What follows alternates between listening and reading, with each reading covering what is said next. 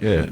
I mean, of course, we could subscribe to whatever the teachings or whatever we resonate with, but I say yes to all that. I'm indigenous American, I'm indigenous African, so you're not gonna get me pulled apart in none of them directions. I'm with you over there too. Well, I'm over here. I'm Christian. All right, bet. What's the word for the day? Yeah, what's the word? Talk heavy. What we doing? You feel me? If we gonna talk, let's talk. Yeah, like, drop that thing. If you ain't let's hear it. About it, then we gonna move around it because it's people in every setting that's giving it up and putting it on the line. So I'm just looking for outright righteousness and ready to put this work in. So, you know, who's ready to work? What's y'all science on this whole subject of this identity crisis we in, you know, and what do we do with all of this? Because it's one side where you can get, all right, some people like, I'm with you, all right, I see where you playing the collective unity. It's a lot of us like, nah, I'm hugging my chair, bro. I'm more, bro.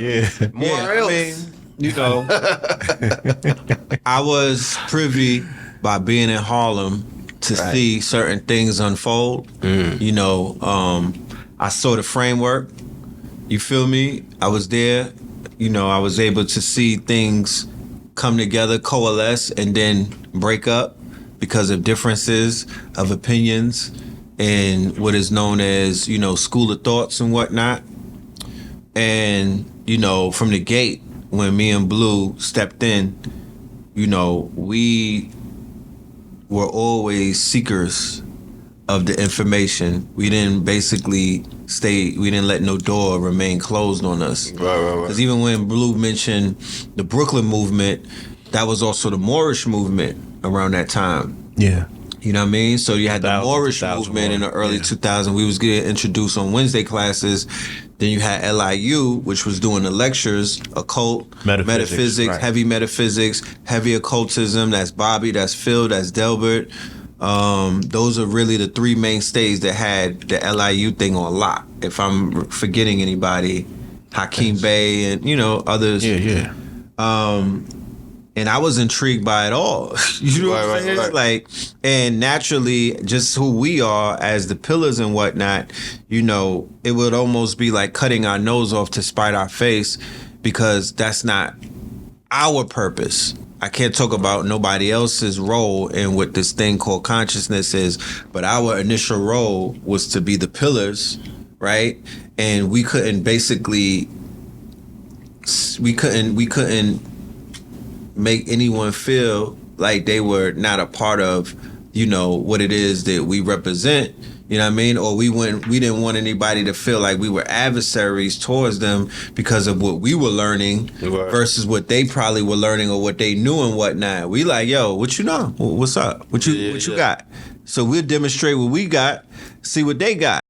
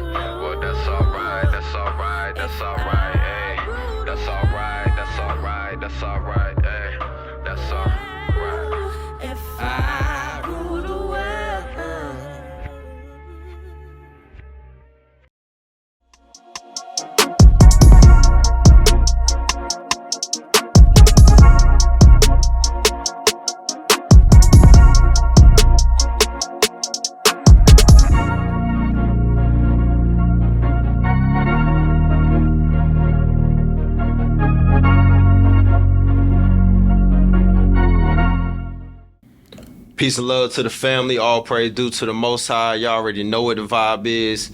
The greatest day ever. Divine day in the life where we got the twin pillars at the 2020 Vision Talk. It's going to be a powerful, dynamic build. Y'all already know what the vibe is. So we're going to go ahead and lay the foundation to this conversations with the Libations. I would love to ask my good brother Blue, do you mind guiding us in the libations? Talk black to me. Of course. You know. Yeah, you know, however you flow with it, I'm gonna pull with you. Yes.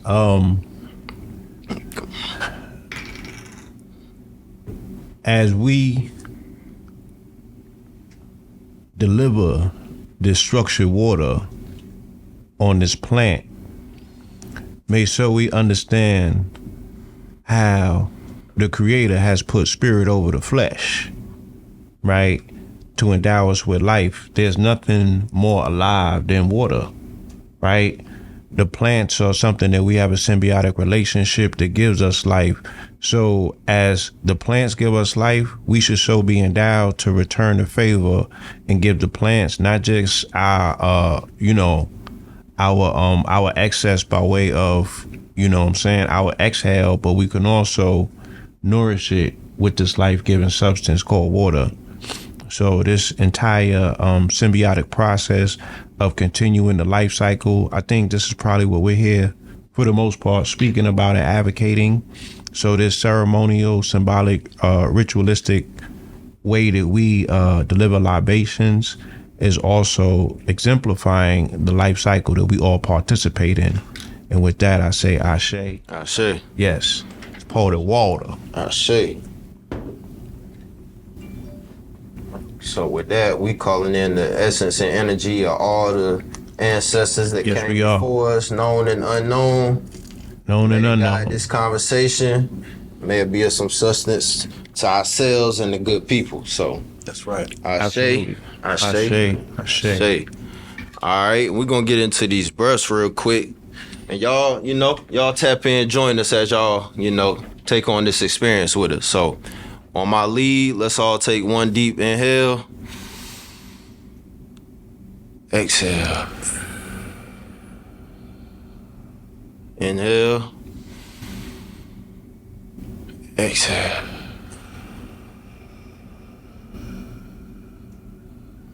One more deep inhale. Exhale.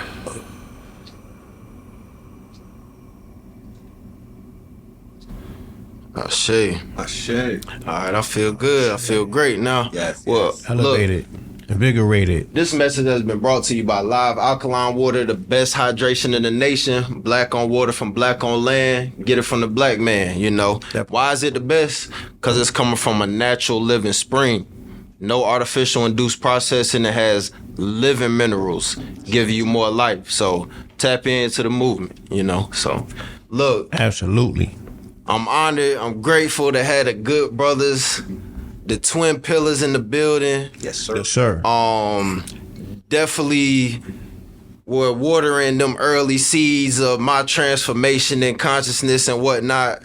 Yes, sir. I remember specifically, I'm trying to think, like 2010, 2012, just pulling up the random, rabbit holes you're going down on right. YouTube, Sarnetta TV had a stronghold in that realm. So, we'll see the good brother, I think it was Red specifically, see you out with the Drippington, you feel me? With the comedic symbols and figures on I'm like, yo, I didn't even know we could do that. We could do that? Who is these? What is this? Yeah. So that was just powerful to see y'all out there in the streets, hitting the pavements, pushing that message and that knowledge to the people. And I'm grateful for y'all, grateful for the family and everything y'all been doing consistently, throughout the time. But if I can, whoever want to take the lead, if y'all can give me some of the foundation to. Well, first off, if one of y'all could tell us what knowledge of self is and what's the importance of that. And then I want to get into y'all discovery of knowledge of self, and how y'all got on this journey. Well, knowledge of self is, the quest that puts one on the path of enlightenment. Knowledge of self is what comes on the path of enlightenment. And, you mentioned Harlem and what we were doing on 125th Street. And that's really, I wound up taking the exit on the road to the riches, you know what I mean, or the highway to heaven. I veered off and I went into Harlem because I've always been in Harlem all of our lives. My grandmother, my grandfather, and my mama, they're Harlem natives. But when I went out there in 2005, I linked up with my grandfather. He told me about what was going on 125th Street. He said it was electric. So when I went there, I felt electrified. And Spirit told me, this is where you're going to find what you're looking for. You feel me? So I was already on that path. But I knew that when I took that path, that was an exit on that highway where I was going to park up and, start digging. You know what I mean? And start mining. You know how they do Bitcoin mining and whatnot? Right. Well, prior to Bitcoin emerging, we were mining on 125th Street, in that gold mine. That information. The information. They call it UCLA. The university on the corner of Lexington Ave.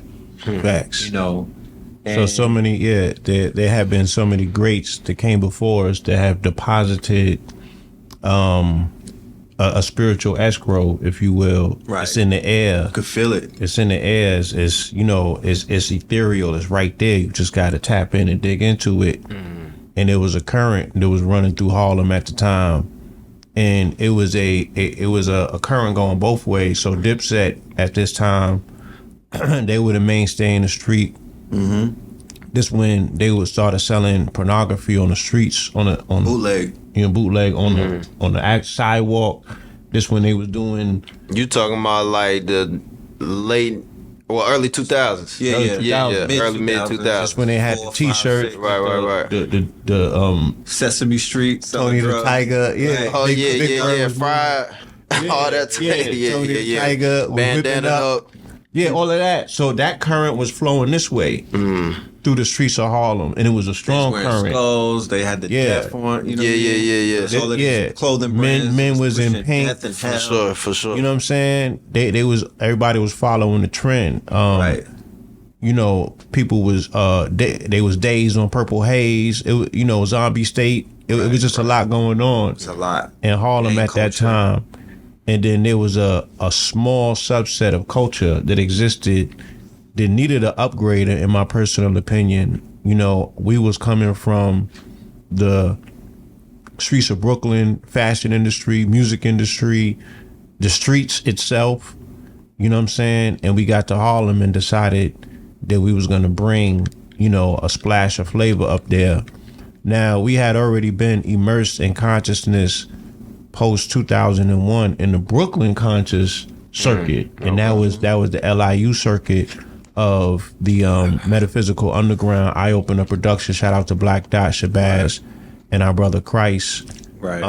So there was already this youthful movement of budding of bringing a hip hop, look and feel to quote unquote consciousness, as an upgrade from what we had already experienced in the late 80s and early 90s when we were growing up, and we got introduced to consciousness inspired by 5%ers, you know what I'm saying? And the Nuwabians. And the Nuwabians, the Ansar community, more specifically, in that version of knowledge of self, what that meant. Street knowledge, though. And yeah, that was more so a street knowledge type of situation. And it more so involved you becoming part of an organization or donning a particular look, you know what I'm saying? And I don't think we wasn't there at our life at that time, because we had been introduced into street fashion, into street organizations by way of like what the Low Lives and the Decepticons and everything was into. We were being highly influenced by 5%ers who were speaking knowledge of self. Right. Because it moved you resonated with it. But they also was the big homies He was in the street. who was in the streets. They was outside, so it was hard to really make sense of what was going on. You like, wait, y'all the Broad Street bullies Right. in the daytime. At night. But then you got doing the knowledge. But then that kind of helped shape this type of outlaw mentality for me. Like, you know, we the misfits. Right. Like, we on the outskirts of society. You know, we're anti-establishment. Right. And that anti-establishment, it was like how Blue was saying, they juxtaposed criminality on top of it, and they also juxtaposed knowledge of self. So it was almost like, yeah, the white man is the devil, you know what I'm saying? Like, that's why we digging pockets. That's why we gonna, you know what I mean? Like, they did this to our people, so this is our get back. This is our lick back. Right. So they was putting batteries in the YG's backs to get the get back. You know what I mean? This is kind of before the rise of, like, before everybody became drug dealers. In Brooklyn, Flatbush particular, it was more about they was jostling, it was robbing, it was catching fix, strong arming, you know, hitting the trains, doing the whole train robbery shit.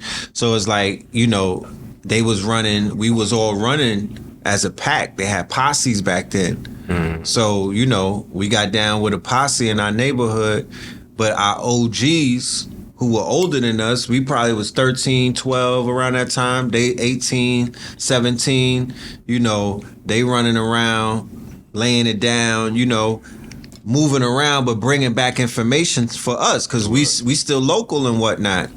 So they like, yeah. And then, of course, hip-hop is in the backdrop. Yeah. So this is the video music box. This is golden era hip hop that I'm talking about. This we the talking 80s, 86, okay. 87, 88, 89. De La, KRS, KRS. Rakim, Kane. So EPMD, that whole era. So yeah, so the gangsterism that I'm talking about was backed up because some of our top artists, they was knowledge of self, but they was in the streets. Right. The biggest thing That's King's Son. for us coming up, like the iconography that sticks in my mind, that kind of up until like the shit lasted for a very long time, but it was the Eric B and Rakim cover, right, of Paid in Full, when they was on the back with all of the gangsters in Fort Greene. Right. For some reason, you know what I'm saying? Everywhere that I went throughout my life, maybe, you know, people would always just refer to that. Like, that was kind of like a, you know what I mean? Like, that was, it crystallized that moment. Like, the streets, Fort Greene, the gutter, right? You know, they got dude on there. What was his name? Jesus, the Spanish dude. That was Green Eye Preem. But it was two of them. Okay. So, you know, they have multiple ethnicities there, you know, because people are not aware of how we rock in New York with our Latin or Latino brothers and sisters. And you had them represented. You had, of course, Eric B and Rakim, and then you got the street legends with them. So it was almost like, shit, you know, it was a proud moment. Like, you know what I mean? We've been embraced. So down and all that. Yeah, so this was before they began to ridicule consciousness and systematically, right? Systematically through the labels, just through entertainment, systematically make them the laughing stocks, or they became comic relief, right? That's Sharif and Menace. And it only spiraled from that point to whereas In Living Color. Oh man, they set it off. decimated. They was setting that off. They set it off. I'm gonna get you sucked. So the Keenan family in particular. Keenan family, you know, what they did, even by way of message. Don't drink your juice and so they continuously. Yeah, they was. We could think about 4 or 5. They have some historical sketch on Living Color. Killing niggas. I don't know. Nah, my dude that was locked one day when he was locked up in the him. Oh man, they love him with T.I. Shout out to the King. Oh yeah, Expedition. So, that way of just poking fun at consciousness, and consciousness was on the ropes post 1980 because we were born into a post-revolution. It was taking place where the revolutionary was being replaced by the gangster in the street. And the movie Panther shows that expertly, you know what I'm saying, how the hustlers worked with the police. Right. And Godfather Harlem is showing that. So it took place in the 60s. Assets. Right? Yeah, they become assets of the government. Yeah, they like flipping them and infiltrating through. That's why, hold on. That's why YSL Woody was debriefing them. He wasn't snitching. He was debriefing them. Right. They have history with him. Right. As you can listen to the tape, they're like, yeah, man, we rooting for you. He's debriefing them. Yeah, so yeah. every now and then they'll call the agent in and get debriefed. But go ahead. Yeah. Yeah, so, later on in life, we would understand that relationship, you know what I'm saying, for what it is. These are just federal agents that are not on the payroll, you know what I'm saying, who don't got ID badges and everything. But if you work, you work for the government. Right, Especially if you are admitting and saying, oh, the CIA was the ones to bring in crack, then you work for the CIA. You all a part of the plan. Yeah, so Willingly. They didn't stop willingly it. or It's like unwillingly. they So- dropped it in the hood. You think they was like, you know what? Let them get nigga rich. We're just gonna go ahead and Yeah. that's their operation. It was right and part of a bigger plan, to decimate the movements that, you know what I'm saying, that energy that came post 1968 with the riots, when they saw what the potentiality of the melanated man who ain't had nothing to lose look like. You know what I'm saying? They started coming with their plans for destruction, and the gangster played a pivotal role in that because he partnered with the police. Right. And the police was partnering with the alphabet agencies. You know what I'm saying? So us not understanding all of the politics of that, even though we were very much raised in a household that gave us the backdrop, you know what I'm saying, of our plight as a people, but from a different perspective. My father is a professor of African American literature. He's a proponent of all things Black American, with an emphasis on that. He don't go for none of the extra pronouns. Yeah. Yeah, we more. Nah, he's like, yeah, Black American nigga, like, Right. yeah, FBA. Straight up. Next. Yeah, so I mean, he's just a proponent for our history here. What we did, he said that deserves right. His emphasis was on that. Like, don't jump over jazz. Don't jump over, quote unquote, the blue. Don't jump over what we did here first Right. before you go 3,000 years on a whole nother continent, or before you get into the what he considered the exotic forms of what, our melanated history might be. He's like, why are you deflecting from what's in front of your face? Like, look what we've built. Look what we've done. Look who we are. For sure. That you can go outside and see. I could put a record on and show you, what top tier metaphysical science looks like in the form of John Coltrane. For sure. And that was the seeds You know what at I'm that saying? point, because it was like it resonated, but it didn't resonate. But those seeds that he planted, as we began to achieve knowledge of self or receive knowledge of self, then everything really, it was all making sense. Right. Like, damn, okay, we all great. Like, you know what I mean? Because the programming is crazy.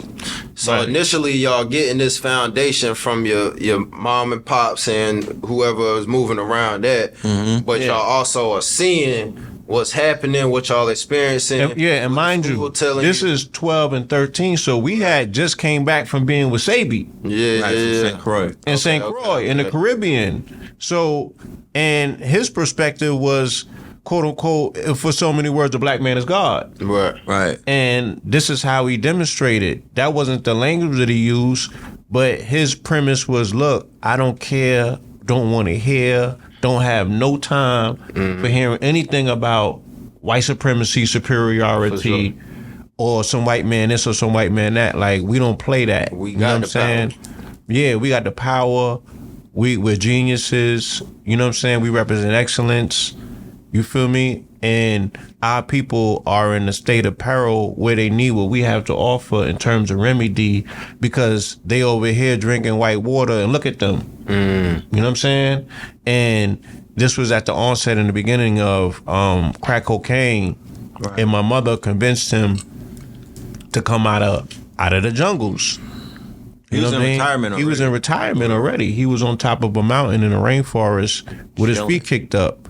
And she was like, nah, you got to come back to the States. You know what I'm saying? What I just seen. Scourge. They need. Right. Yeah, what I just seen taking place, you know what I mean, needs to be addressed. And that was just the beginning of the onset of crack cocaine. And she saw a lot of people that she went to school with now and turned into zombies. For sure. So she used that feminine influence, you know what I'm saying, to get the elder back over here. Their first, they were coming back to the States dealing with Teddy Pendergrass. That was their main client. And then she brought him up to New York on one of their breaks. And I think he met with my grandparents, and he also was able to see the streets and the condition of what was going on. And the rest is history. You know, they got that office in Brooklyn across the street, or where the Barclays Center is now, and started doing the work. You feel me? And this was against Fauci and them back then, in the 80s. Yeah, they was players back then. They was main players, you know. The AZT. With the AZT, you know, with the cocktails. Really knocking people off. You know what I'm saying? With that level of poison, you know, hiding it behind, you know, AIDS is nah, that wasn't what was killing people. It was them cocktails. It was that Agent Orange. So, right. You know, we already came from that soil. Then I get into my father's house, and he's ex-Black Panther, so that level of militance. And then we get into the streets, and the homies in the streets, you know what I'm saying? Kind of militant too. And they militant. We looking up, they 8 feet tall, solid muscle, telling this young man that he God. With the gold rope on. With the gold rope. You know what I'm saying? They would turn somebody upside down and shake them at the same time, but we just look at that like, oh, they out here fighting weakness. Yeah. So that was that embossed upon, you know, my psyche moving forward as I grew up and became a OG. Like, you know, you gotta be in the streets. You gotta be the big homie. You gotta be with the people. You feel me? And you gotta stay you gotta draw outside the lines, because, you know, it was always understood by Sebi, by my moms, by my father, and the streets. Like, if you go inside of that box, you're gonna be boxed in. You be a square. Right. You know what I mean? And so many words, and it's no offense to that. It's just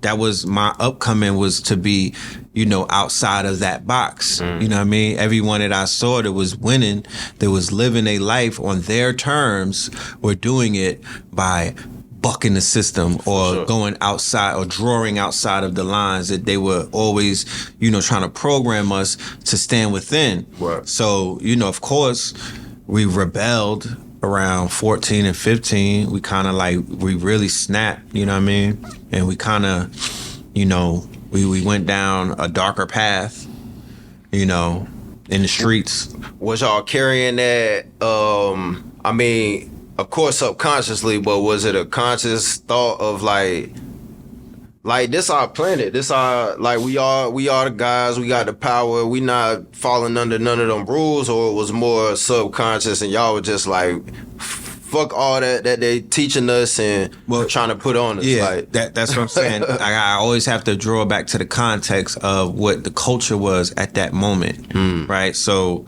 you know, the music is giving us knowledge of self. Right. Remember, these are 17 and 18-year-olds.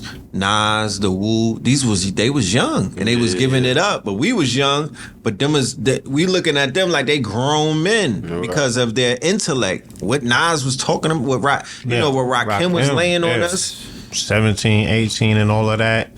So automatically, that era in hip hop, you had to be completely brain dead to not be like, you know, look at yourself and see something different than what, you know, they was actually saying out there. Like, nah, nigga just said that. Yeah, it's not consistent with. It's not consistent. Schooling, wasn't consistent with the schooling. You feel me? And I'm going to school with these bars in my mind. You know what I'm saying? I'm going to school with these lessons that I overheard. Right. You trying to match it up with the lessons in school. Right. I'm going to school knowing that I just finished watching Eyes on the Prize as a documentary, and what they telling me is not consistent is indoctrination, and I know it's indoctrination. I'm looking for it. Right. I'm already self-educating myself. My father got a library that'll knock you out. You know what I'm saying? So I had already been immersed in my own studies to be like, this is some BS. You feel me? And I'm not here for it. But I was very proficient and learning. So I was still the rebel that was able to maintain a plus. You know, I remember I got a B on something and I cried. Like I felt like a failure. That was a low moment of my life. Right. I got an 88, and I thought it was a rap. Like, academics always was top priority because, like I said, because of who our dad is, and so it's like we couldn't be lacking.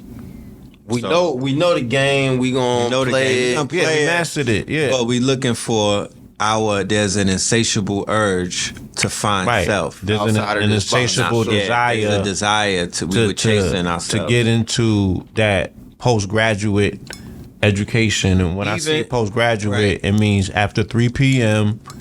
You know what I'm saying? You're studying. Box. Yeah. So the culture is also our teacher. You know, we're learning from the environment because there's so much to soak up. Look, we're in Flatbush. We come to melting pot. We came to Flatbush. So Flatbush is a melting pot. Somebody from Trinidad is over here. Somebody from Panama is over there. Somebody from Grenada is over there. Somebody from Jamaica is over there. All of them got their own history. All of them got a unique story. All of them got their own cuisine. All of them got their own sound. All of them got their own smell. Right. You feel me? Puerto Ricans is over here. Dominicans is over there. You know what I'm saying? And then our African brothers wasn't quite yet over here in population like that. Yeah, they were. But you was mindful of that. You know what I mean? So there's so many questions that you got to ask. And none of that is being taught in school. All of that is on the block. All of that is postgraduate after 3 p.m. after the doorbell, after the school bell ring. Right. So you soaking up everything at all times. There was a healthy menu of TV shows on. Right. And all of that was suggesting some level of culture that you had to immerse yourself in. Because we got into dance hall. Yeah, then we had got into the dance hall music. Like, because that was like dominant in Flatbush, right? Flatbush. And that introduces you to dominant their reverence for Marcus Garvey. That introduces you into their reverence for Haile Selassie. Right. And again, you're watching these highly respected men in our community, you know what I mean, be more respective of these iconic figures in their lives. So you like, now, what's that about? Who are these people, you know what I'm saying? Right. That are keeping these brothers at bay. Right. You feel me? So there was just so much to study.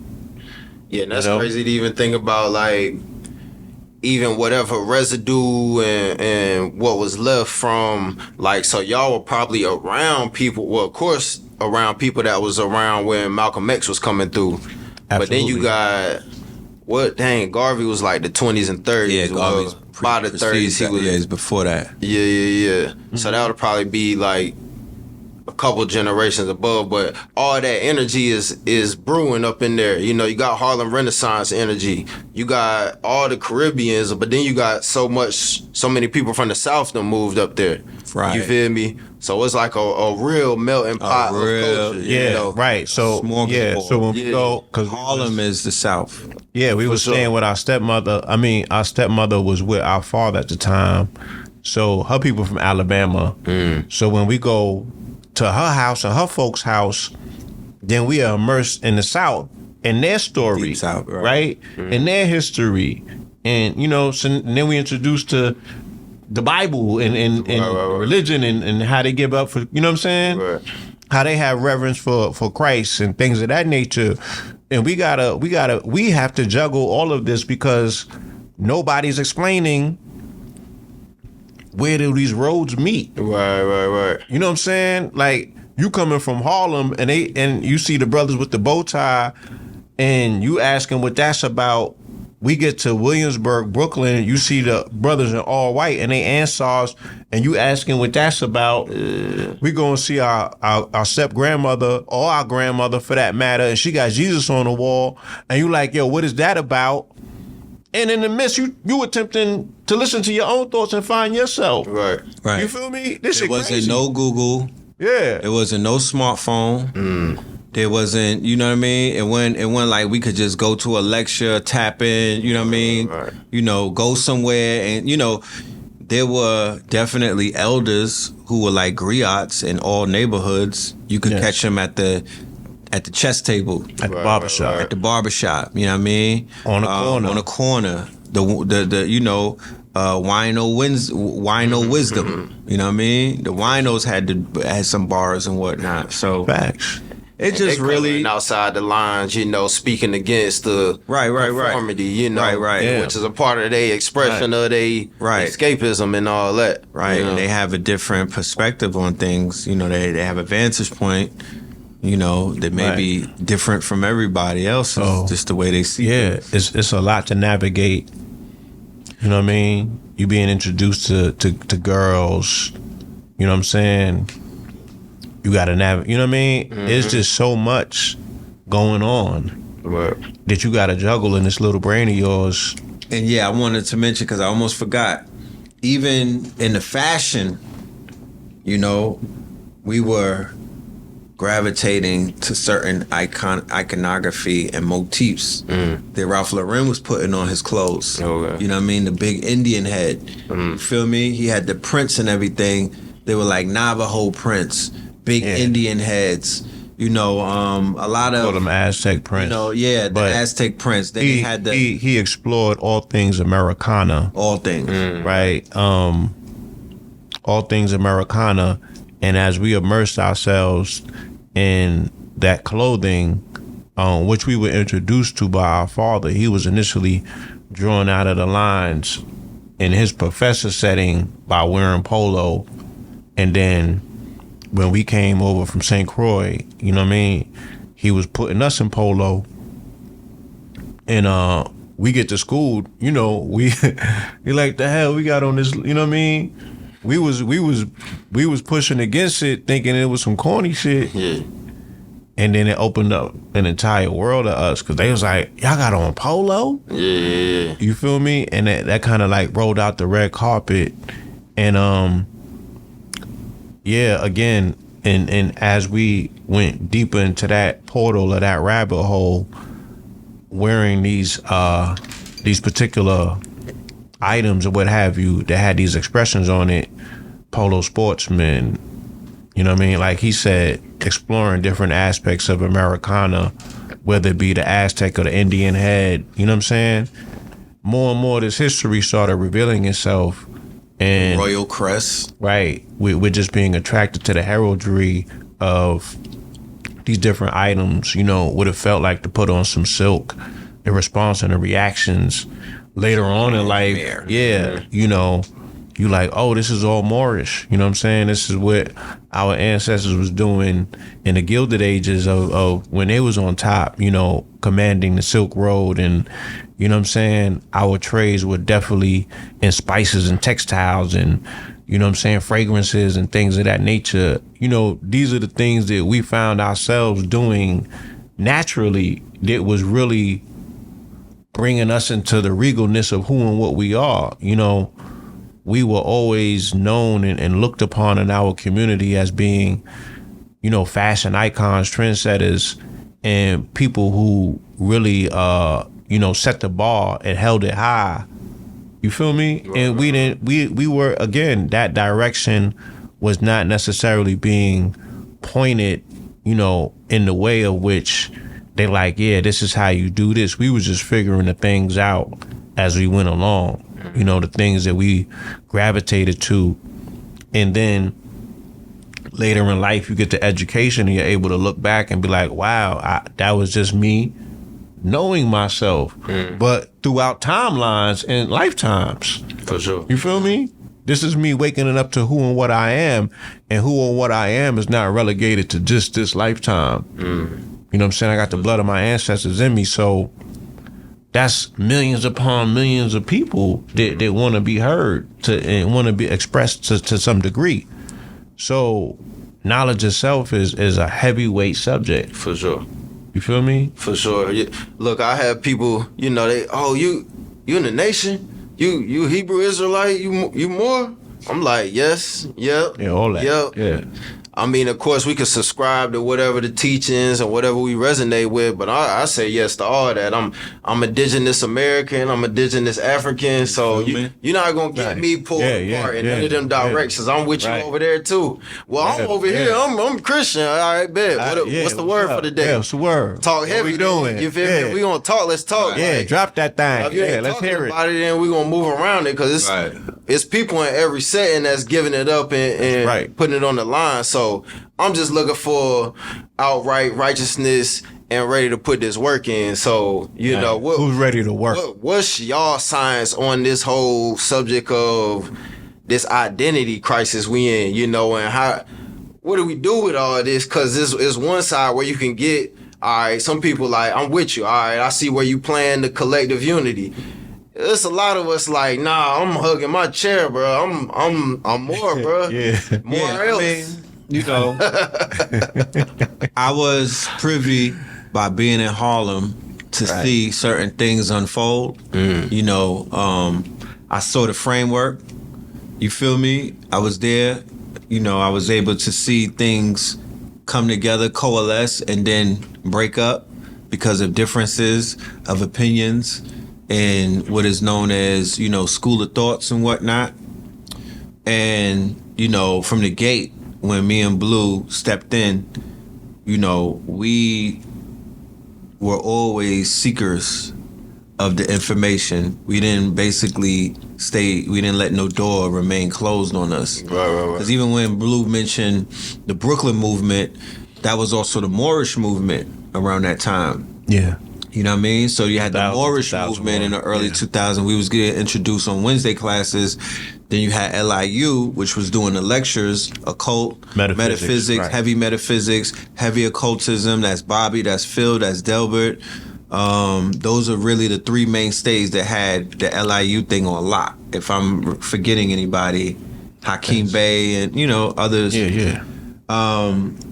And I was intrigued by it all. You know what I'm saying? Right. Like, and naturally, just who we are as the pillars and whatnot, you know, it would almost be like cutting our nose off to spite our face, because that's not our purpose. I can't talk about nobody else's role in what this thing called consciousness is, but our initial role was to be the pillars, right?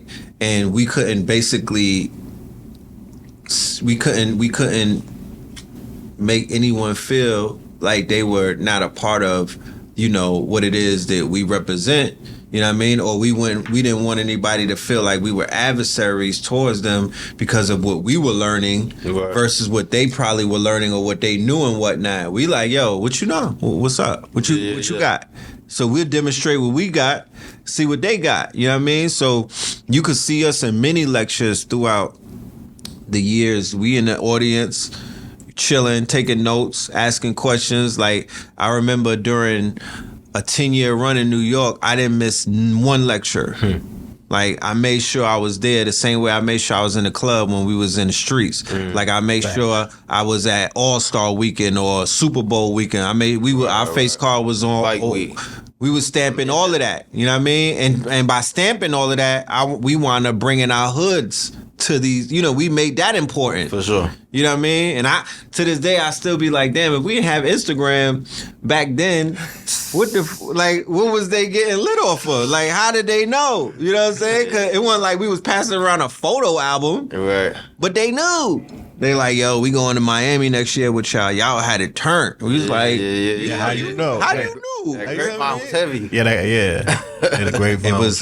The grapevine was super heavy. Yeah. You know what I mean? I remember in Brooklyn, you could tell somebody, and in 30 minutes, it's in the other, Brooklyn is a borough with different parts. So you could start, like, if somebody got lumped up in Flatbush, by 3 o'clock, at 3:30, at 3 o'clock after school, by 3:30, they knew about it in Brownsville. That's a fact. Look, you know, all the hoods got, like, news reporters that, you know, they running technically news reporters. They like stenographers. But they can't wait to take off with the words. They the Twitter bird. They was the Twitter bird before the Twitter bird. These niggas are hopping in cabs and take it to the barbershop.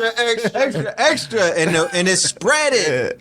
No technology was a part of not no technology. Of course, you had beepers and phone, but it wasn't the dominant role. Right. It didn't play the dominant role in the early information stages of the dissemination. nigga net. Yeah. The nigga net. You know what I mean? The net. mycelium nigga net. We was Yeah, connected. It was real. Facts, Real. facts. The morphogenetic nigga net. You is feel real. me? It is- It gets around. So what's how do we get past that? Like, come on now. Or is it just the It's flow where you flowing? Look, whoever you flowing with you keep flowing. if you approach consciousness, right, and like I said, I was privy to certain things, so I was there when I was there when it was all good, when you could come in and be whoever you wanted to be. Yeah. And then I was in there where it was like, nigga, choose a side, pick a set. Facts. It became akin to conscious almost gangbanging. it was set tripping, it was conscious gangbanging. That's why we call it the Bonches community. You know what I mean? Because they was out there throwing it up in a sense. You know what I'm saying? So people who came into this thing was kind of like, you know, they were like they were done a disservice because they had to pick a side. They came in with a debating mentality where it was either mine's or nothing. You know what I mean? It's either my side or we banging on the other side. Right. It's either you riding with me or I'm riding on you. And I'm like, where the fuck how could you grow from that? Where like, how was that a viable business plan for this thing to mushroom and to grow? So now it's mushrooming, but it's a poison mushroom. You feel me? Now it's blowing up and it's lit, but it's a mushroom cloud. You know what I mean? Y'all not lit in love. Right. Y'all not coming up in this bitch to deal with your mama issues and your father issues. You threw the motherfucking mask on of set tripping where you could hide behind Kemet. You could hide behind Moorish science. You could hide behind occultism. Right. Hebrew Israelites. Hebrews, they hot right You now. could hide behind, They lit? Nah, Hebrews lit in the streets. I had to throw them in there. Yeah, they lit, right? Shout out to They had their greatest year in the last. Everybody has their moment to shine. If we've been paying attention, everybody has their twilight moments. What you gonna do with it, right? So it's like, What you gonna do? People came in this and they were handicapped by the gatekeepers, and I'm gonna just leave it at that. Me and this man off the gate, we was like, we 720. We not here for the 120. We not even here for the 360 knowledge. We here for the 720. So in the beginning, when we launched our radio show, Know the Ledge Radio in 2010, our intro song was saying, peace, God, Hotep, Islam, Shalom, right? So it was like, we bringing everybody on the show For sure. to represent all of the schools of knowledge. And it was my time that I spent in Atlanta in the late 90s, right? And I was lampooning over at CAU, Clark Atlanta University. So at CAU, right, you have Morris Brown, you got Clark, you got Spelman, you got Morehouse. So you got the Morehouse School of Medicine, you got Spelman to do what they do. So I'm like, yo, these are all colleges, schools of thought and knowledge, right? Ain't nobody telling no nigga on Clark, nah, you can't go to history. You know what I mean? Right. You get it all. You scooping it all. So I didn't go to Clark. I was up there, but I wanted I wanted higher learning. You feel me? I saw that structure and I actually wanted it for myself, but I was not gonna go to their college. I wasn't gonna play that game. Right. You know what I mean? I'm like, I'm too lit for college right now. You know what I'm saying? Like, I don't need that, but I need something like that. So consciousness helped to provide me and my bro exploring all of the schools of knowledge, walking in, not closing the door behind us, you know what I'm saying? Picking up the pieces or the tools that can help us, you feel me? And then demonstrating what unity looks like so other people who signed up for this, not to be against one another, could see an example in the community and be like, oh, okay, at least I see somebody doing it. So this was the role that we played once again in our community in the late 80s and early 90s when we were coming through on the street vibe. This was the role that I played in the prison systems when I was incarcerated. Word. You know what I'm saying? So I was always the unifying force because I didn't carry no flag or bang no set. You know what I'm saying? I'm like, I'm God. Right. And I could float through any one of these systems. First of all, none of these systems are going to have any foundational information that I can't resonate with. Right. I'm going to be able to see, right, talking about identity politics, I'm going to be able to see semblances of myself in all of these things and be respectful of it. You know what I'm saying? Without necessarily, if me choosing a side means, like he said, I got to close the door to this, then, you know what I mean? I haven't necessarily been sold that in my life experience as of yet. It was more so we were tasked with the role of unity. Right. You know what I'm saying? And however to best go about exploring unity, that's what our walk was. And initially, for the most part, all of these guys are our friends, or the guys and the gals in the community. So it was easy to put Know the Ledge together and invite people in to conversate and kick it with us, because we ain't have a pony and no race. If at the end of the day, it was about unity, you know what I mean? It's like, all right, I could talk to this person, I know this person, and I could have a conversation with them that's not going to be disrespectful. I'm not going to set up my line of questioning. Yeah, I'm not going to lead with disrespect. So my line of questioning is still going to allow you to shine without you having to dim the lights on anybody else. Now, the public has gravitated towards platforms that made that their mission statement. So you can't say, oh, this is what the community has to offer, or look what the community has become, if that's what you was running towards to begin with, because you know what it was hitting for. They told you. Right. And you know what I'm saying? Or the people still boasted up certain platforms that was their thing. So it's like, come on, you know, I'm like, we talking to people who grew up on wrestling at the end of the day. So you always got to have a semblance of how serious can I take the people? Right. You feel me? Right. Because that's what they... Whatever you choose, they're going to do whatever they mind decide to go with. Right. And another thing, too, that I saw and I couldn't ignore, and was a heavy influence on... When we say unity, I don't want it to sound like cliche-ish. I'm talking about, you know, when I'm talking about gang. I'm talking like about mines. Like mines.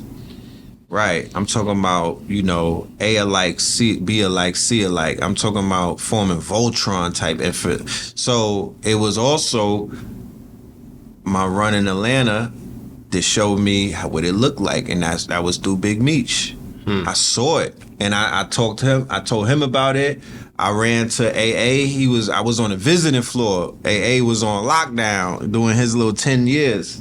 And I wrote him a letter. We about to put it in a book that he puts out, that he gonna put out. And in the letter, I was like, yo, I'm in Miami at this point, right? Working with Pitbull. And this is when they came to Miami and they set up shop and everything. This is 04, 05, right? Because right after Miami, I go to Harlem. I'm like, yo, bruh, it's a movement going on right now, and it's niggas from everywhere, and they crushing it. And I'm like, yo, think about this. What if we were to do something like that, but on the opposite end where we selling life? Because they out there pushing dope, and we ain't with that. You know what I mean? We not dope dealers. You know, we sell to dope dealers. We sell clothes to dope dealers and stuff like that. And I'm like, yo, that would be powerful if we were to get the youth from different states. Cause he showed me. I'm looking at it. I'm like, oh shit, that's the formula. Yeah. You know, we not stressing nothing. We coming together. It's a formula. I got more of the formula, but you know, I ain't gonna really throw it out there. Yeah. You know, but I see that. I'm wondering why other people have not been able to utilize a very simple formula. It's not a difficult formula that they were utilizing. Marketing genius. You feel me? Marketing and promo genius. I'ma just leave it at this. If it's 100 of us, we all got $1,000, right? And I tell you, put it in one bag. and we go into a venue. First of all, any way that you go 100 deep, you own the place, For sure. right? I'm making a phone call before I get there. We coming in, we got 100 bottles in with us too. We're not buying nothing from your club, fam. Right. But when them bottles come out with them sparkles on it, everybody gonna buy a bottle from your club. And I'm gonna stand on top of the bar with that bag that all of us put the $1,000 in, right? And I'm gonna hand y'all niggas money. I'm the man though. We gotta pick a leader, For sure. right? We have to pick a focal point. For sure. It's still all. I'm not the big eye though. It's all of us. We repping gang, my niggas. Right. But we have to put on a show, the greatest show on earth. They had it on the billboard. So it's a formula that you use to show power around people that are seeking power. You feel me? And then they begin to ask questions. The strength of unity. The strength of unity. organization. None of us argue in public. None of y'all got no money in your pockets. Right. We all putting it in one location, right? It's gonna look better than if we all trying to be the man. You know what I mean? The name of our organization is the man. I'm the figurehead, but the organization is the man. So I'm throwing thousands at niggas. People is looking like, oh, this shit go crazy. Yeah. Oh, the bottles is coming out. Shorties is around. Yeah. This was all orchestrated. You know what I mean? They tell you in the documentary. So I saw that formula. I'm like, Yeah, what we gonna do? How we gonna turn up? Yeah.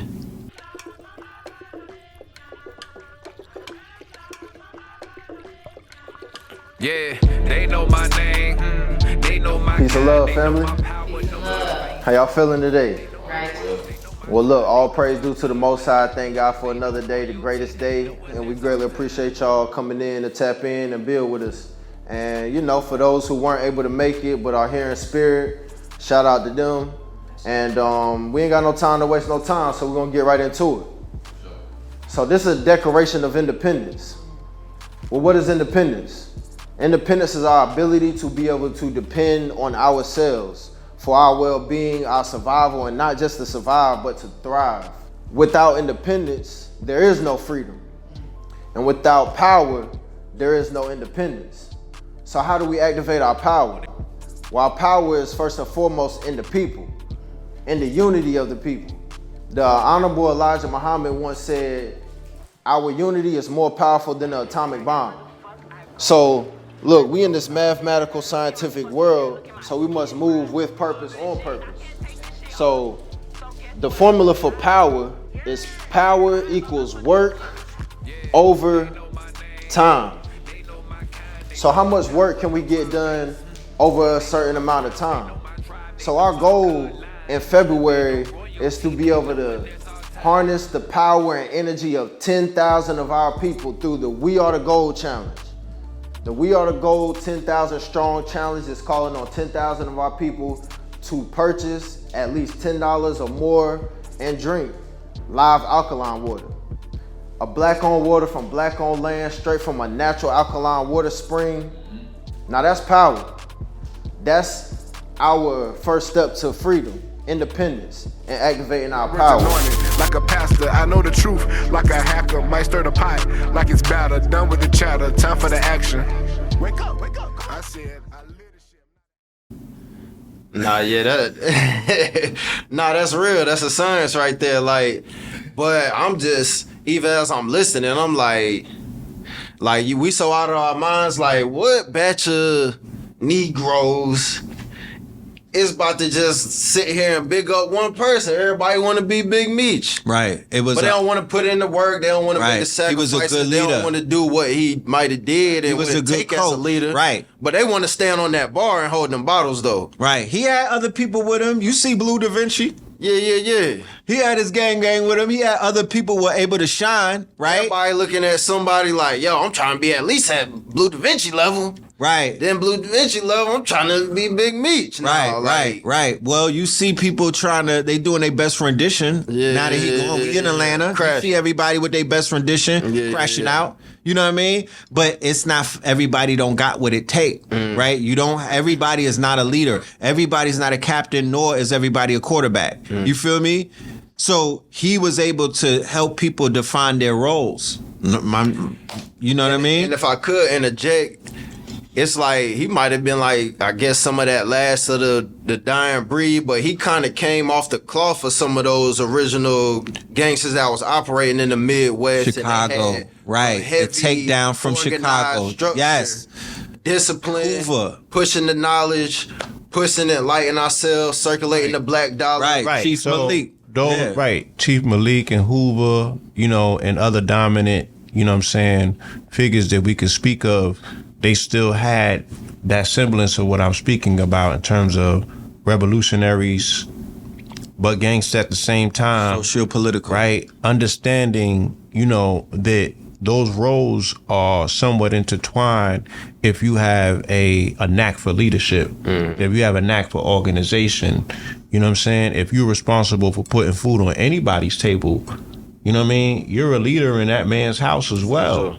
But not to a degree where you're going to lay up with his wife. It's like, no, it's an organizational structure. Let's have respect. Yeah, let's abide by a code, because I am my brother's keeper. So I want to see you win. There was a level of integrity.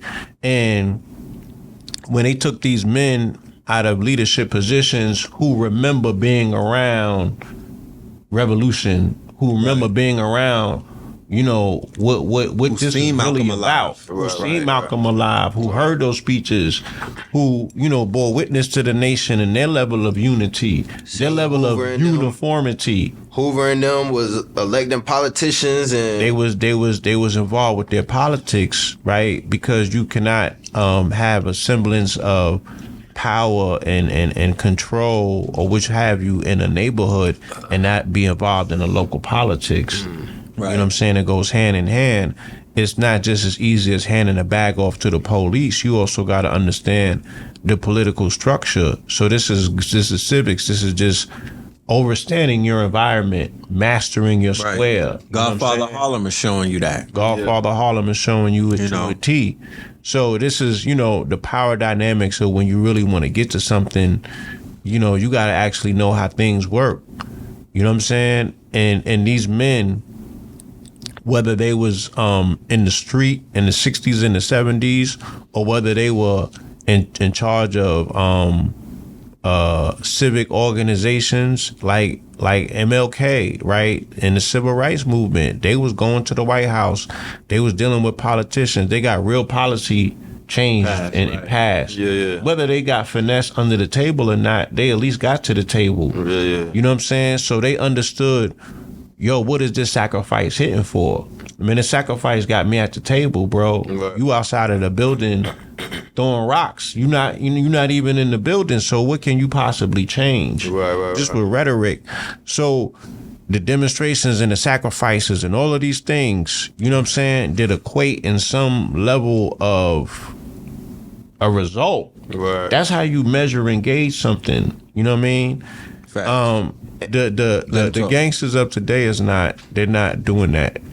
Because I feel like, so in the 70s, we lost the Black Power movement. They took the leaders of the Panthers. They took the leaders of the gangs that was really about defending the community, circulating the dollar, and that was really pushing powernomics. You feel me? 70s is the most pivotal decade for black people in America. Period. And I also heard that was the time period where they started taking the trades out of the schools. They moved the factories overseas. Right. So you got all these people that did these great migrations.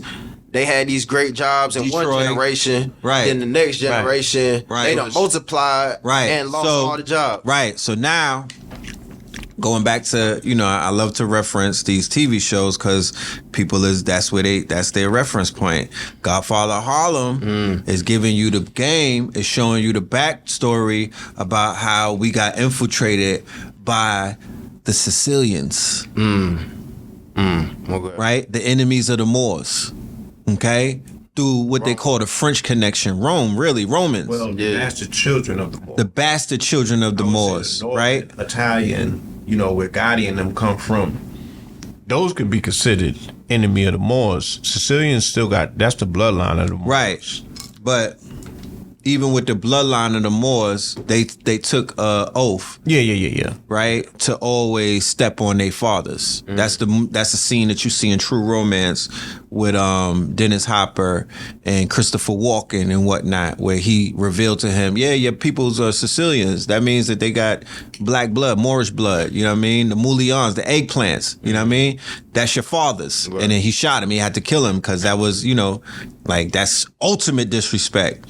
So they show you in Godfather Harlem, the French Connection is the dope coming out of Corsica. Corsica is the pirates. That's the Moorish. That's the Corsican Moors and stuff like that. That's all us, right? So fast forward into the 70s and whatnot, they are working to disrupt. Where's the dope going directly to? To the black community. To Harlem. To be disseminated all throughout the South, right? And then that gives birth to Frank Matthews, Frank Lucas, you feel me? All of them, Atkinson. Bumpy, Ike Atkinson, all of them in the South, all of them in North Carolina and all of that, and coming and affecting down here, all of that dope, right? All of that heroin, you feel me? That destroyed and decimated what we were building, right? So it compromised us. And the 100 kingpins that came out of Detroit before Meech. Right, the 1,000. Like, and again, all of the hubs where our financial centers were the strongest at one point, and then when that retraction takes place, you know what I'm saying? When and the factories pull leave. Industry from our people. Those become the dope, those become the new havens, dope hubs and the dope havens, right? So there was there was some more manufacturing taking place. There's an assembly line. Yes, yeah. But it's to pick up them bags of doogie. You know what I'm saying? Right. So, yeah, it was when they pulled out of Detroit, the car industry, when they pulled out the factories in the South, when they shipped all of that cheap labor, right, and started doing deals under the table with communist China, right, then they began to pull away because black people started doing what? We in Detroit buying houses. I'm driving through Detroit. I'm driving through Kentucky. I'm like, this is all prime real estate. Right. I'm driving through Baltimore. All I see is houses. I'm like, wait a minute. Where's this hood shit that y'all talking about? Because I come from the city. We stacked on top of each other. We don't got Tenements, right. tenements. We don't got houses like that. We don't got backyards. Right. I'm like, how y'all ratchet? How y'all? I go to Cali. I'm in Baldwin Hills. And I go around the corner. I'm in the jungles. Suburbs. I know, I'm just confused. I'm like, these homeowners with houses? Right. Middle class black America, right? They got decimated when, that economic type of thing, you know what I'm saying, that rug got pulled from under us, right?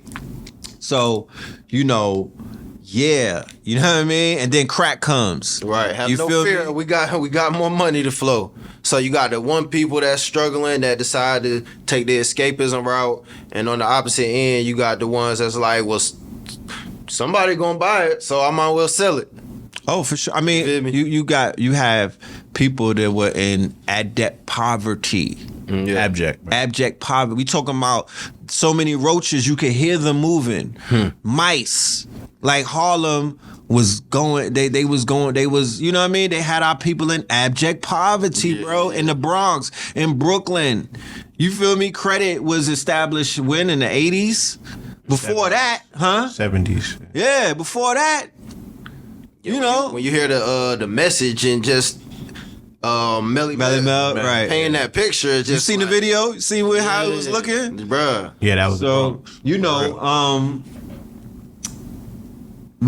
couldn't really fault. You feel me? The youth for gravitating to the underworld. Right. And this was post-integration as well. Right. And we have to really understand a substantial role that integration, the onset of integration will play. Right. Into this dynamic.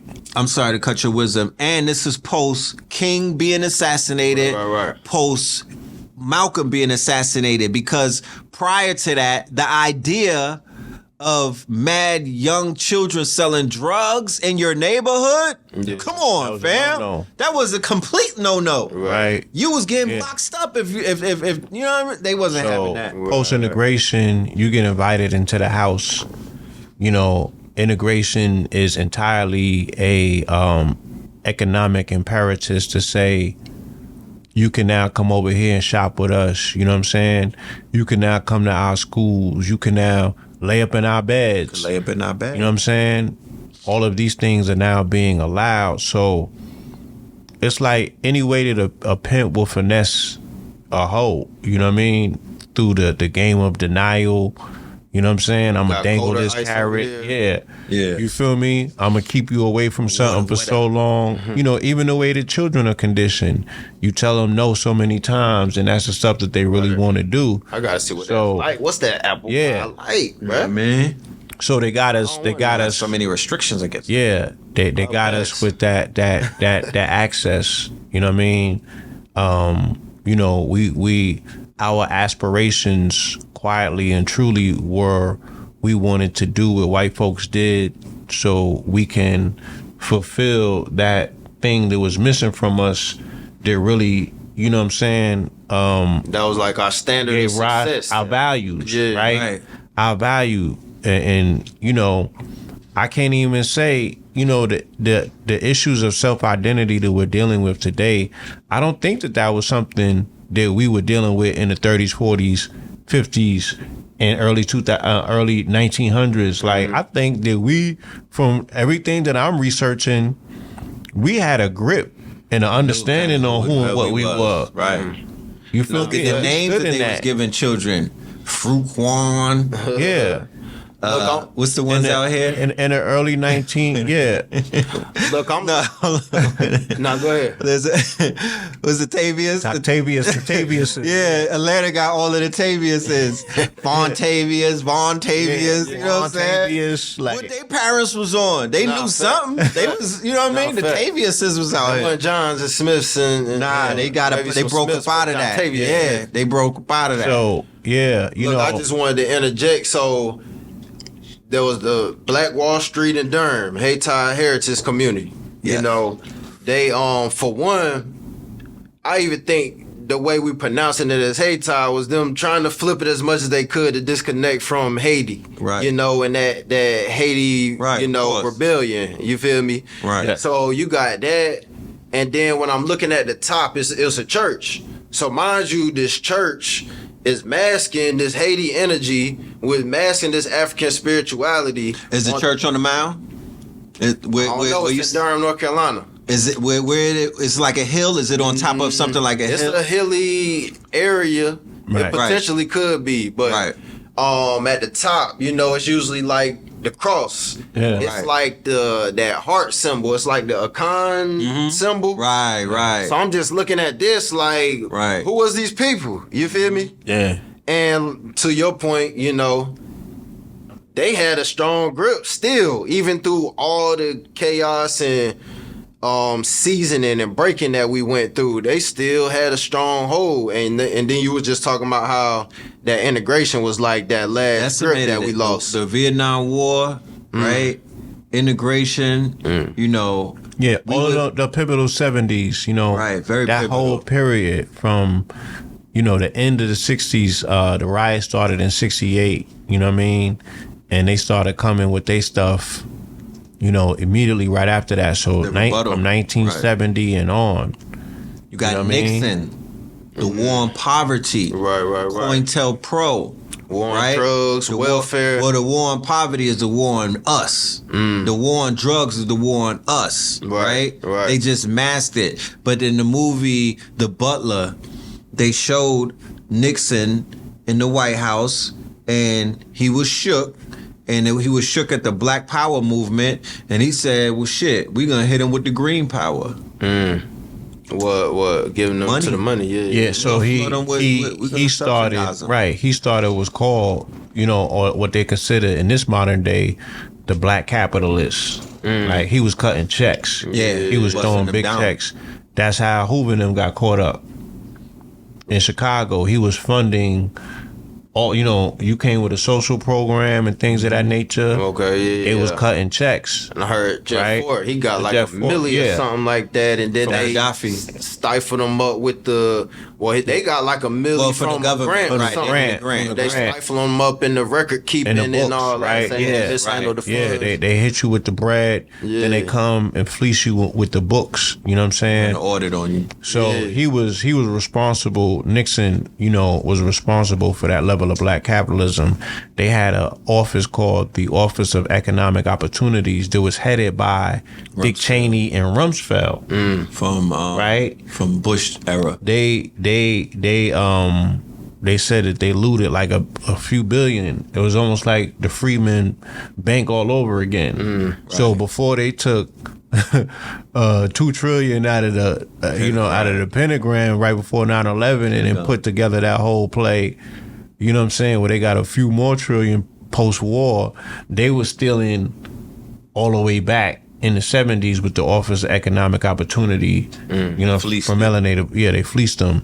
You feel me? So That was money for our people. that was money for us. Yeah, The Nixon was you know what I mean, he wanted to dump Right. into the community to offset the quote unquote revolution. My father even said that his contingency of revolutionaries somewhat got caught up in that.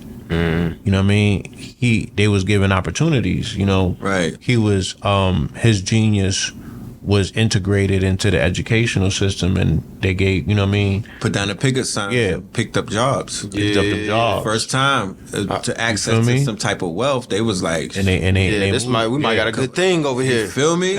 You feel me? Like, hold that. Wait a minute. I was hold up. struggling over there. Let me see what they got for me over there. Alright, Put me a so- suit on. Yeah. You know, I remember y'all integration is access. You also had mentioned your I think it said your pops had they talked about in the 70s when they went in to see Absolutely. Superfly with the afros and Came out- dashikis came out with the perms, the conch Right, 'cause and I all was gonna that. throw that in there too. I'm glad Absolutely. you brought that up. It was Scarface and Superfly. That's still the 70s. those No, well, Scarface was the was 80s. 80s. That got people Scarface was selling 80s. dope, right? Superfly was 70s though, right? Superfly The was Mac and 70s. Superfly. The black exploitation era, laid but it the down. Mac and the Superfly was having people starting to pimp. It had niggas starting to get And on it's sell dope, yeah. sell dope. So that And sniff coke and stuff like that. That wasn't necessarily, that was frowned upon Yeah. prior to that. But now Pimps you- was getting put in trunks Right. prior to that.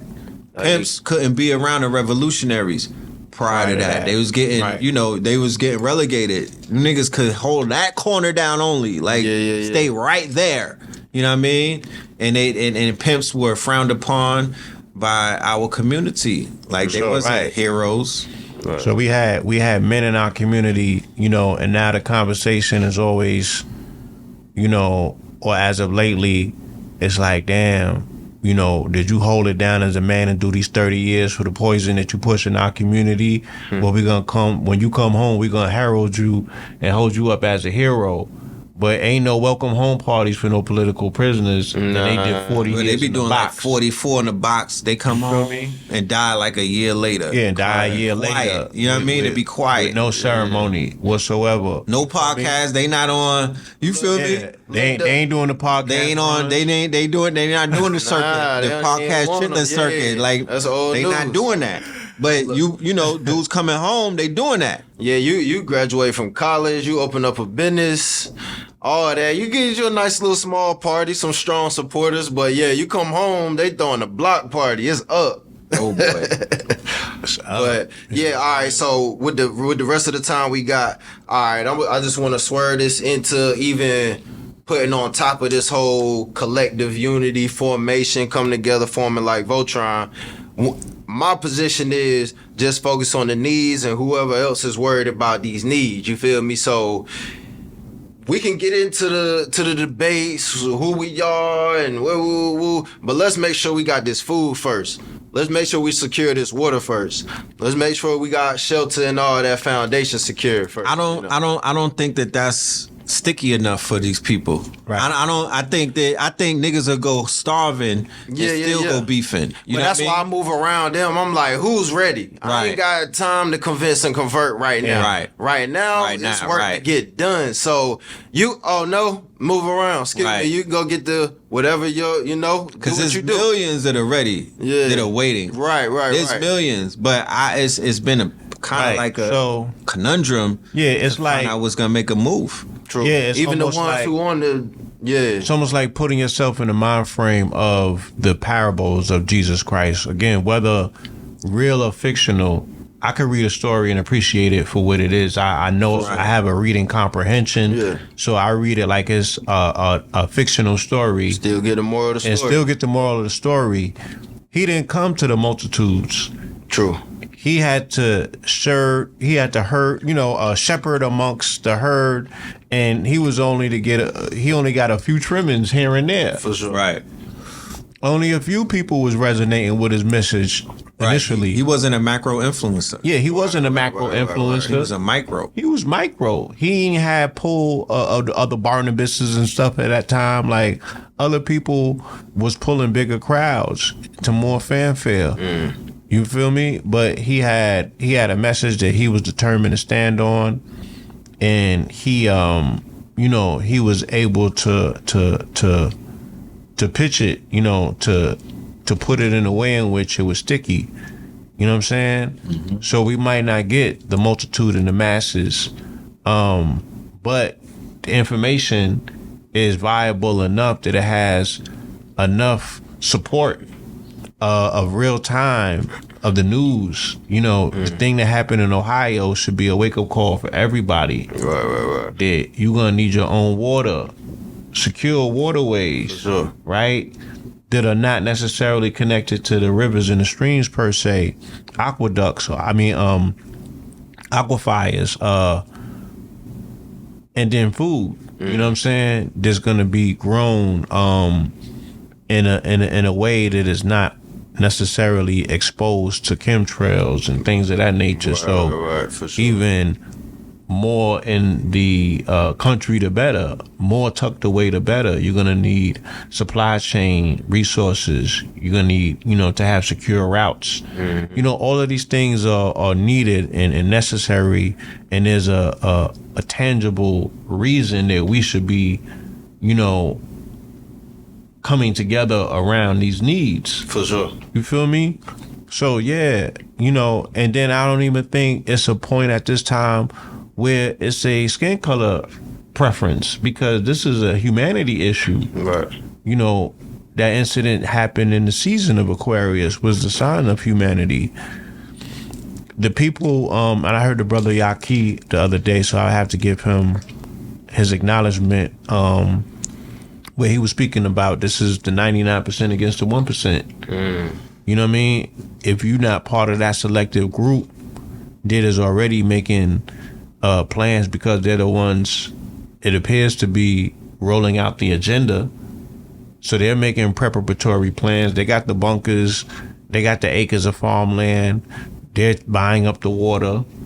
You know what I'm saying? They plotting and planning shit. They got one-way tickets to other planetary systems, allegedly.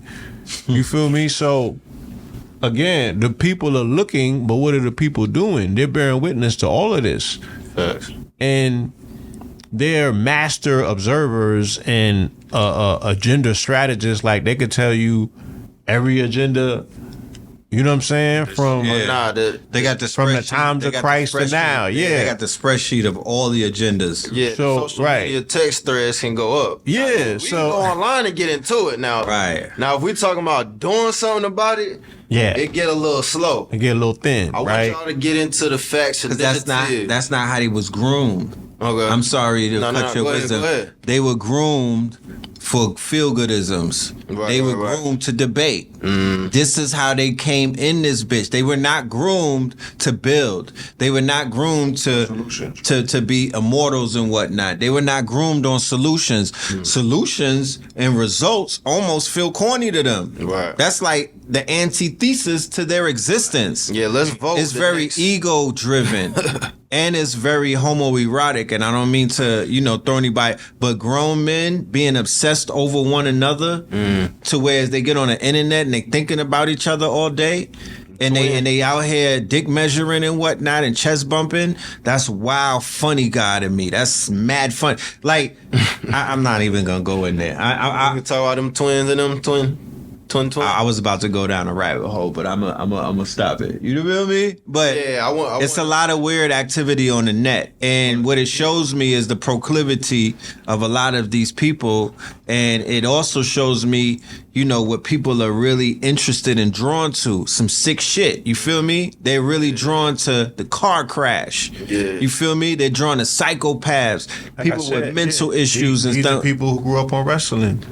Right. So it's like you gonna finish wrestling somebody's ideas and concepts to bring into your house to do what? Your fridge is empty. Right. So it ain't like you pulling them into the house and you making like we got a farm. Right. You know what I'm saying? We gotta build a house. I'm gonna show you. I'm gonna beat you in your head to give you these carpenter blueprints to show you how to build something. It's Right. like nah. So once again, it's poverty, right? Playing out. People that's getting money don't argue like that. You feel me? People that got motion don't sit around on the internet. You don't even got time to be on the internet, to be honest with you. When you really got motion, and then when you do got motion, how are you upset about the next person that got motion? It don't make sense. Right. That's ribs is touching. You feel me? Bills is so they're projecting on others, right? So as long as I can ruin your day, as long as I can make you feel small, I feel good. But I know that my life is not in order. Shit is not working the way that it's supposed to be. Bills is not getting paid. Children is mad at me, right? Baby mamas and all of them is hounding me, right? So I'm gonna take my angst out on the community. I'm gonna go bang on you guys. I'm gonna go, create more separatism. So, these ain't the people that I was envisioning when I was giving you the Meech formula. These are the dun-dun-duns. These is the people. Yeah, they're not. People doing a number. They running a number on us with the media, social media, movies. I mean, but this is my thing. If you was in school for 4 to 5 to 10 years learning about what this shit is about, and then you get booked by it, then you niggas wasn't paying attention. Right. We spent many years, many hours, a lot of time as a precursor before it even got bad, lining people up, letting them know what it is and what it's not. Yeah. What to do, how to ground, how to breathe, how to tap into the universe, how to sun gaze, what to drink, what to eat, Right. what not, you know what I mean? How to tell who the charlatans are. Yeah, so people are not approaching social media, they're not approaching technology with the know-how on how to tweak it. They're not hacking it. You know what I'm saying? They're going into the building Hacked by it. They're getting hacked by it. They didn't even read the instruction manual. Yeah. So it's like, here you go. Right. You participating once again in some shit that's over your head. They on Instagram and don't even know what a repost is. You dig? So, and you can't tell them anything. No. Somebody done told them, you know what I'm saying? The black woman is God and the black man is this and you not black and you know what I mean? They it's so much they not trying to hear the type of quote unquote common sense rhetoric. They're so far gone at this point that it's really about ego, dopamines, I'm always right and all of this other stuff. And to be honest with you, it could be draining. Yeah. Nah, they It's like you're dealing with babies at this point. You feel me? And what about the neglect for the people who are ready? How do they feel? Like, let's really think about how do they feel? They got their boots on. You know what I mean? They got their bug out bag and shit. They ready. But nobody is calling them. Nobody's pointing. Imagine being in the class and you got your hand raised and the teacher's always focusing on a nigga in the back sleeping on a desk. Right. So we cutting our nose off to spite our face as well by even trying to, you know what I mean, trying to pull people in like, nah, this people that's already ready. They in my email, in my inbox, in my DM and whatnot. So prioritize purpose. Talk about it. For sure. And the rest is just about actions and demonstrations of me, and whoever resonate with that actions and demonstration will interact with that. How I get a part of it. You feel me? But all the ones that just we can spill truth all day, that's cool. But yeah, let's talk about Facts Initiative, and then I'll wrap up just letting them know about the We Are the Gold campaign. Facts Initiative was born to weed out the people that are ready, for sure. Right? So the Facts Initiative is a conglomerate of different sectors in life. You know what I'm saying? But those different sectors in life are the sectors that we could utilize to get ourselves into a better position and whatnot. And those sectors are food, right? And I'm talking about the whole gamut. I'm talking about water. I'm talking about nootropics. I'm talking about horticulture. I'm talking about aquaponics. I'm talking about agriculture. All things food. Live foods, raw foods, you know, plant-based foods, all of that, all foods. Whether you sell, cook, you have a restaurant, you know what I mean? You serve food, you grow food, you got crops. You grow marijuana, you grow hemp, where it's legal, of course. You feel me? You grow shrooms in Oregon and other places like DC where it's legal. That's food and whatnot. It sustains us. Food serves 4 purposes. 1, it heals us, right? You go into the garden heals you with the herbs. 2, it sustains us. You go in the garden and pick the food and go and cook. 3, it helps, it's a crop. You can monetize, or because everything that you grow and somebody got to eat, meaning that somebody has to buy it and whatnot if you're in that business. So it has all of those. And then 4, of course, you could turn plants into sustainable things like fuel, like, you know, you could turn it into building materials and stuff like that. Biodiversity, you know what I mean? So that's food. And then art, right? Art is also vast. You got musicians out here getting busy. You got artists getting busy and whatnot. You have apparel designers and graphic designers and all of these people that fall underneath art. Clothing, apparel. We all wear clothing, socks, underwears, t-shirts, pants, jeans, hoodies, zip-ups. We all are dripping in something, right? And in our community, as you've seen over the past 5 to 10 years, there's been an explosion of apparel brands and whatnot. People are now firing their boards. Nah, I got my own drip. I'm making my own. This is sustaining me and my family. The brother Justin P, right? I'm throwing his name out there because he has encouraged me, right, with his videos and his webinars, and the fact that he has a successful business. I believe it's the Black College, support Black colleges and whatnot. 4 million in sales in 1 year. So it's like, people are showing the blueprint. You feel me? They're giving you the sauce. They're letting you know that it's real, right? Technology, right? I don't even have to get into that. You already know what technology means for us. Yeah. It's nothing negative about technology if you a positive person. I don't know nobody positive that ran into an iPhone and was like, that shit fucked me up. Right. I don't know anybody that's purpose driven that's dealing with, you know, black magic cameras or high tech and whatnot, and they like, it's just ruining my life. Right. It's taking me over. No, you get back, you getting checks. You got motion, right? And of course, 2023 is the year of AI. You know, all things automated and, you know, artificial intelligence that is, you know, I would say the residue of some almighty intelligence. You know what I'm saying? Because you're not going to create technology of that nature and you don't have almighty intelligence. You know, somebody in that lab is smart. You know what I'm talking about? And then, of course, shelter, which is the S in facts. And that's something that we are all in need of wherever we go. You know, I'm working on a new startup and whatnot that's going to help to benefit people who are quote unquote, on the frontline workers, social justice warriors, people who are social entrepreneurs, whoever's out there doing for the people.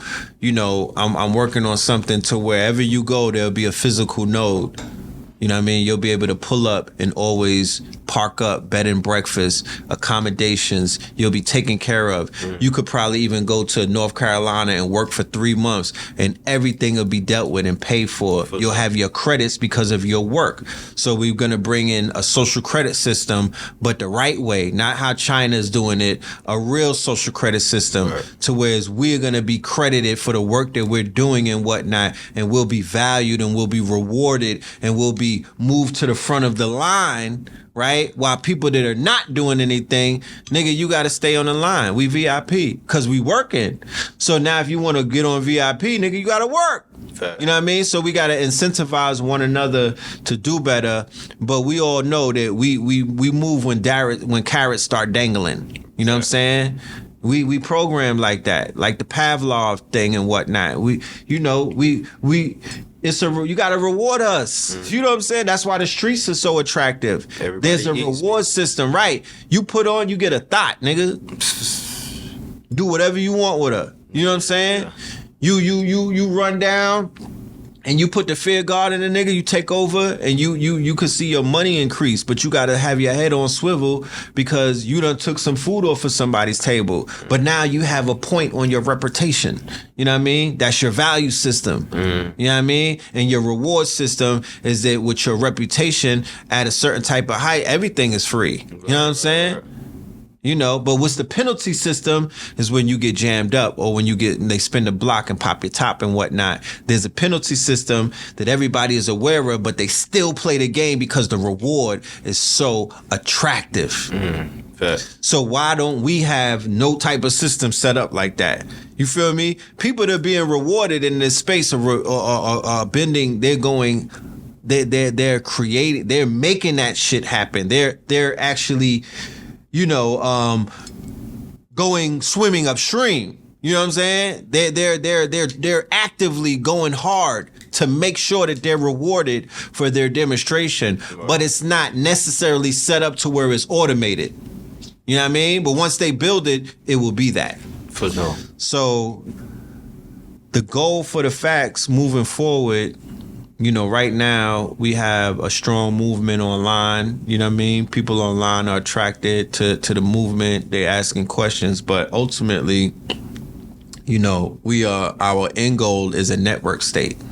What a network state is when we coalesce into what is known as a physical node. You know what I mean? We take it from the internet or the digital world into the real world.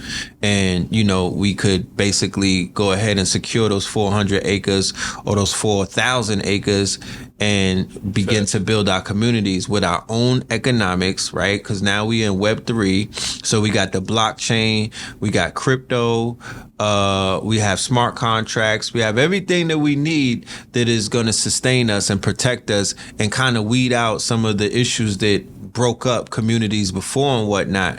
But there are micronations that exist as I speak to you right now who are utilizing their own economy. They got their own emperors and stuff like that. You feel me? They're not waiting for nobody's bombed. They didn't get bombed by a jet fighter. Nobody's droning them. Right, you know what I mean? The feds ain't after them. How we gonna do it? How we gonna keep it? Yeah, how we gonna protect? Yeah, that part. You gonna stay up all night. That's how we gonna protect it. You gonna be the watchdog, nigga. Facts. Bring your cane Corso. You know what I'm saying? Straight up. We gonna be good. Straight up. We got drones. We got people with licenses that could protect us. We have a private, quote unquote, how they had Blackwater, privateers, private contractors. That's who we have. Okay, so that's the aim, that's the vision, and we are actively pursuing it. The book is coming. The book/workbook is coming very, very soon. We're almost finished with it. So people could have it in their hands and have a better understanding of what the facts truly is and what it is that they have to do to get to it. And Facts 24, We are looking for next year as that's our mark. That's what we're aiming for, to basically complete this roadmap that we are laying out. Let's get it. Yeah. Let's get it. Anything you want to add? Anything outside that you want to add as we wrap up? Yeah. Real quick, I just put out an ebook for children's called AI for Star Seeds. You know what I mean? I didn't call it AI for Dummies because I don't think that we dummies. I want to speak to the indigos and the star seeds and the ones that are a little, different. You know what I'm saying? The ones who have probably that God gene. You know what I'm saying? I want to teach them about the fundamentals. They won't even have to touch a computer before they get the fundamentals. And then we're going to go back to the computer and we're going to see how our output looks like. You know what I mean? Because they're going to generate art. They're going to build websites. They're going to do all of the things that they've imagined with these AI tools that are available. I also have a workshop coming up called Masters of the Universe with Brother Rich, March 18th with Black Magic 363, how to utilize artificial intelligence to become entrepreneurs. And then after that, I have a boot camp / workshop, and that's called 40 AI tools and 40 AI in a mule. So instead of 40 acres in a mule, now we have a toolbox of AI tools that could help get us to the promised land the way that the mule was supposed to get us. And the tools work like mules. Facts. The tools are the mules.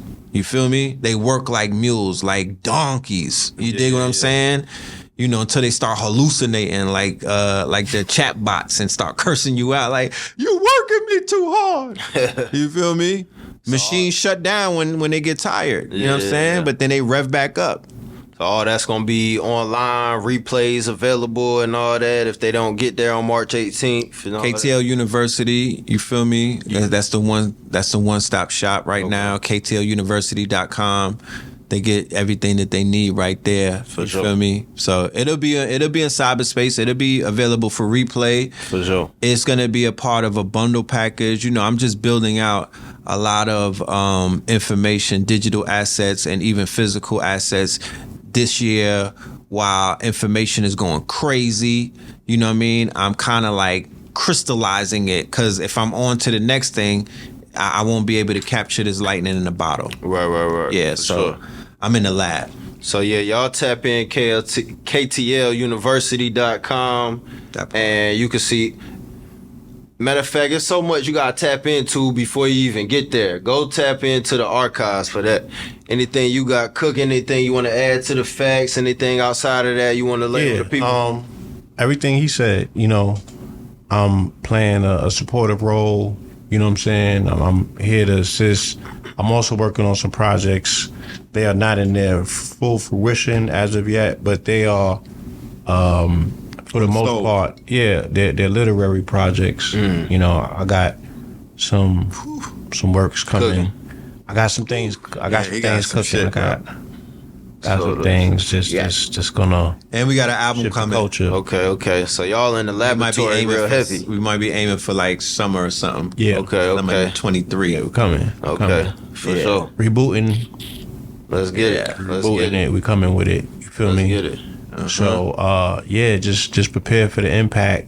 You know what I'm saying? And thank you. Yes, sir. You feel me? Thank you y'all for another riveting, amazing conversation. Trip down memory lane. Yeah, my cup runneth over for sure. Yeah. I can't wait to watch this myself. Right. This is the 50th year anniversary of hip hop. So again, salute to you for that monumental moment last time with the Blast Master, KRS-One with the teacher. Come on, man. I'm seeing he has made some very pivotal moves. Oh yeah, they locked the building down in Newark. Yeah. So, many things to come. A lot of perspective. This is an amazing year, and I look forward to the continuous development, unfurling of the magic, the majesticness, which is 2023. For sure. They say it's 7-year God power. God power. For sure. Yeah, the gods.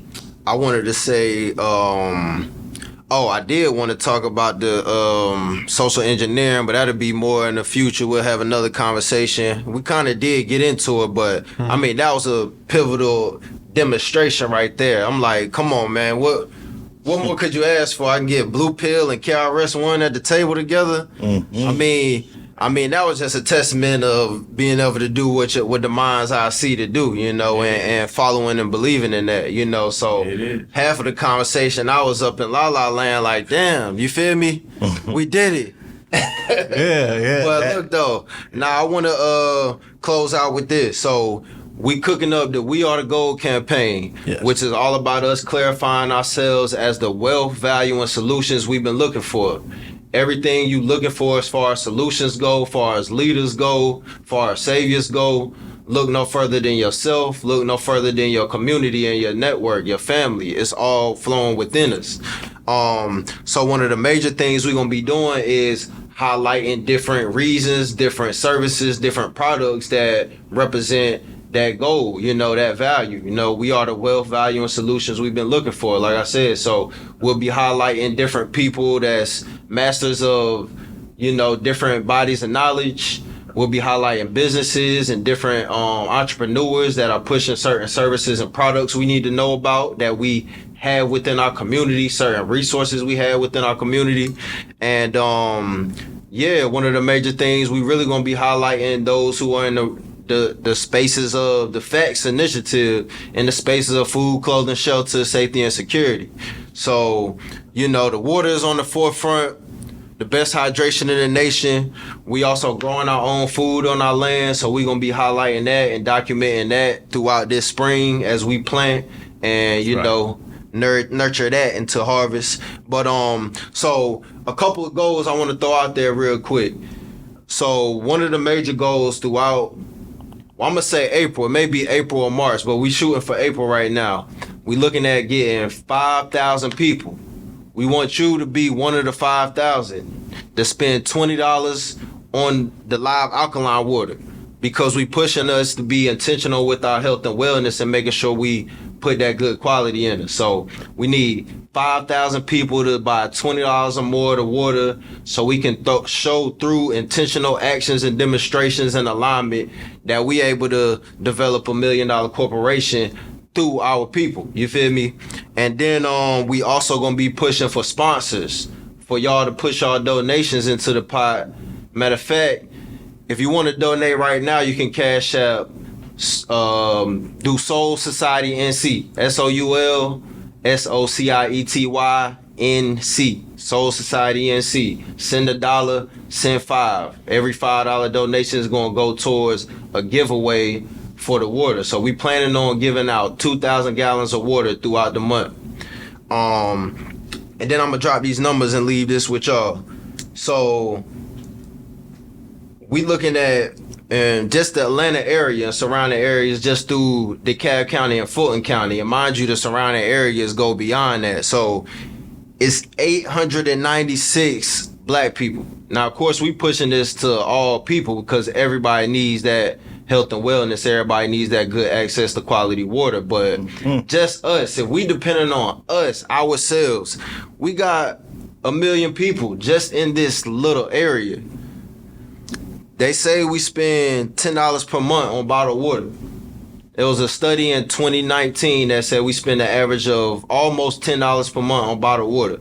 So you're talking about 1 million people representing $10 million in just this one region for 1 month in one industry.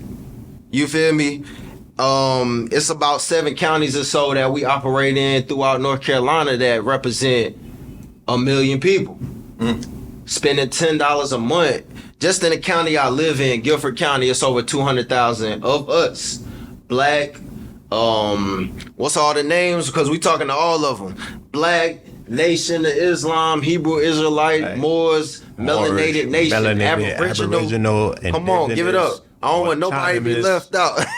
Hebrew. All of it. You feel me? Melanated. Aboriginal, carbonated, all of them. You feel me? All the pronouns. We calling on all y'all, you know. So under this census, this African American label that they got on us, it say we represent 1 million people.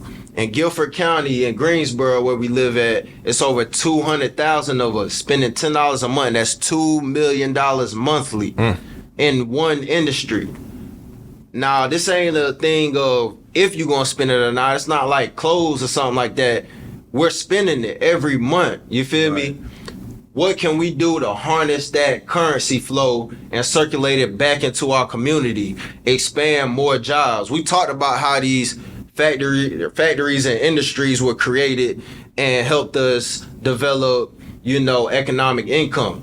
So we looking at how can we secure our health and wellness, how can we secure our economics, and how do we produce and do for self. So tap into the movement. We are the goal. You are the goal. Let's come together and build together. It's another episode of 2020 Vision Talk brought to you by Live Alkaline Water, the best hydration in the nation. Black on water from black on land. Get it from the black man. And straight like that. Tap in, follow the movement. Go live to stay alive. One love.